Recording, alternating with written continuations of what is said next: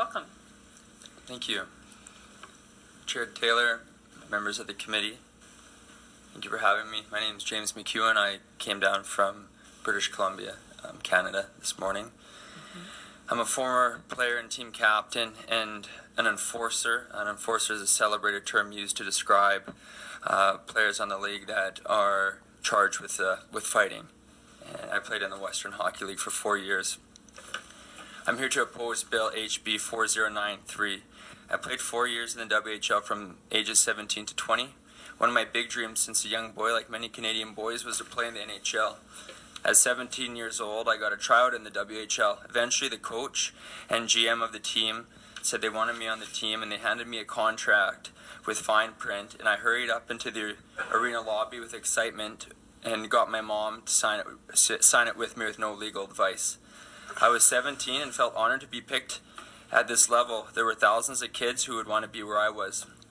During my career in the WHL, I had about 75 bare-knuckled fist fights. I put my body on the line and gave my blood, sweat, and tears for my teammates, coaches, employers, fans, and community. I did feel the pressure to fight because if I didn't, I would be replaced or traded. The league holds a very high standard, and players are required to act and dress like professionals. We played 72 games a season, practiced and trained nearly every day. Our time and energies was occupied with all the games, practice, workouts, meetings, interviews, weeks on the road, team-ordained public appearance, autograph sessions, and days off were a rare occasion. It was like working more than a full-time job between the age of 17 to 20. And because I played in the WHL, I was forced to forfeit my NCAA eligibility because the NCAA considers the WHL a professional hockey league and the NCAA is an amateur league.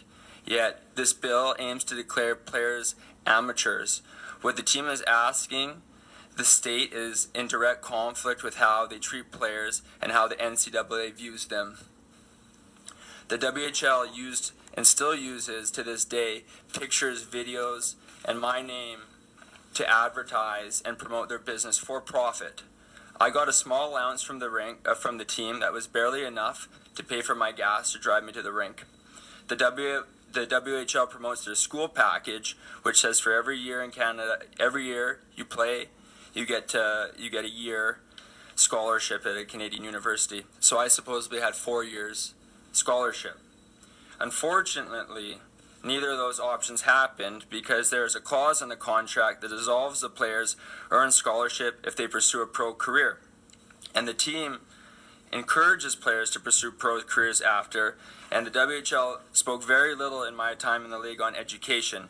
And as a kid, I trusted the management, coaches, and adults around me. I've had very little options to disagree with them because they were who I was entrusted with at the time. And even if I disagreed, I would be at the risk of being traded or sent home. And then my dream's over. So I asked my general manager about getting an agent to help me with these important decisions and legalities of contracts and things like that. And he advised me not to get an agent, and he said that he would help me.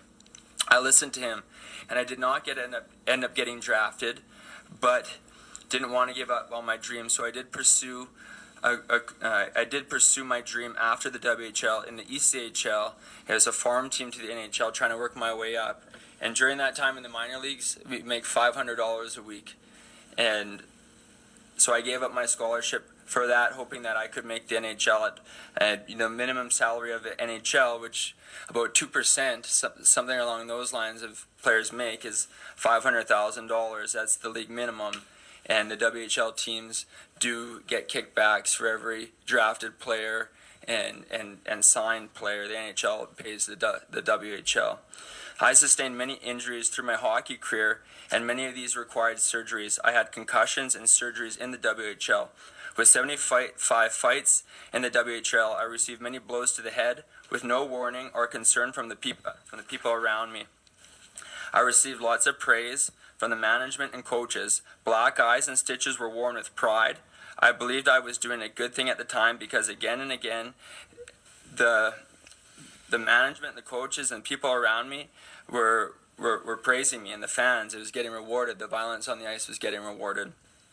I had no idea the damage this was causing until my early 20s, when I started facing depression, mood swings, and thoughts of suicide.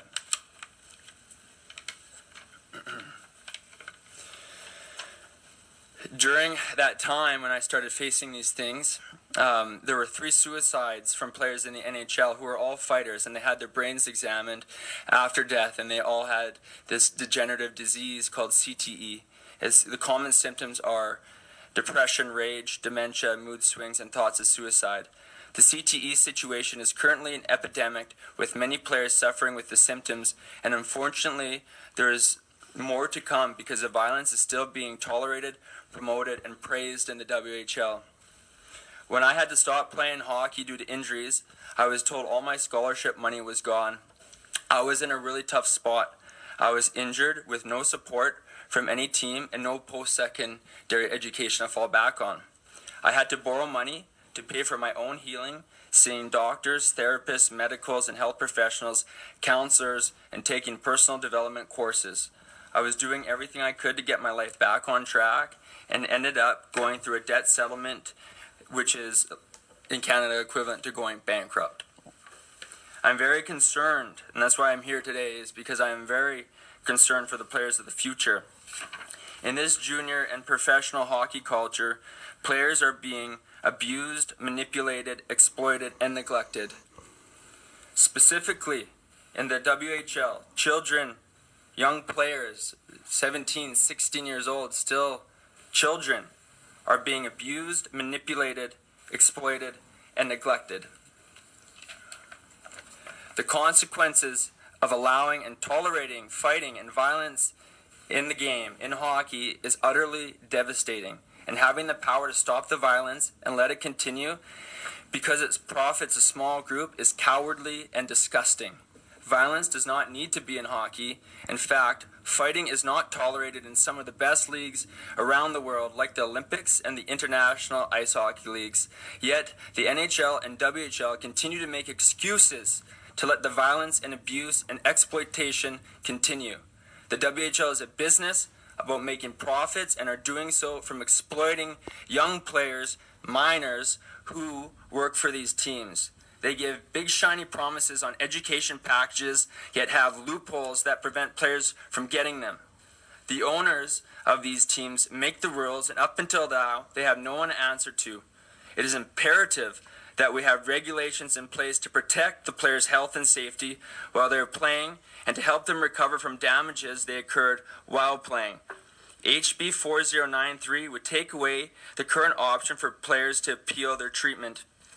It is imperative also to hold the rule makers and employers accountable to the high moral and ethical standard.